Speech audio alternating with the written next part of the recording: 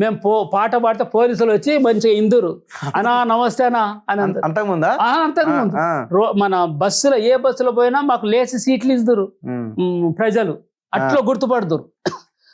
ట్రైన్లో పోయినా కూడా అరే పాటలు పట్టాలి వచ్చారు అన్న కూసో అని అందరు రోడ్డు మీద కలిసి ఛాయ్ తాగిపిస్తురు.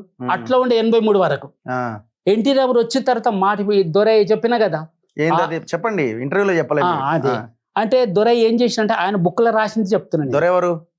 డీజీపీ హెచ్జే దొర ఆయన బుక్లో రాసింది చెప్తున్నాను నేను.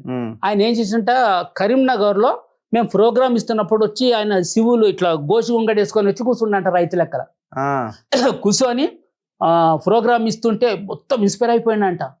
అబ్బో ఇది ఆపకపోతే మాత్రం డేంజర్ అవుతుంది, ప్రజలు బాగా అట్రాక్ట్ అవుతుండ్రు అనేసి వచ్చి రామారావుకు చెప్పిండంట. ఎన్టీ రామారావుకు ఆట మాట పాట బంద్ చేయాలి నువ్వు అంటే ఎన్టీఆర్ ముఖ్యమంత్రి అయిన తర్వాత 84 అంతే చేసిన తర్వాత అప్పటి నిర్బంధం స్టార్ట్ అయింది. అంటే నిర్బంధం అంటే ఎట్లా? అంటే నిర్బంధం అంటే ఇట్లా పాడుతున్నాం అనుకో తీసుకుపోయి లోపల వేసేసి కేసు పెట్టేయడం, ఏదో ఒక కేసు పెట్టేయడం అట్లా స్టార్ట్ అయింది.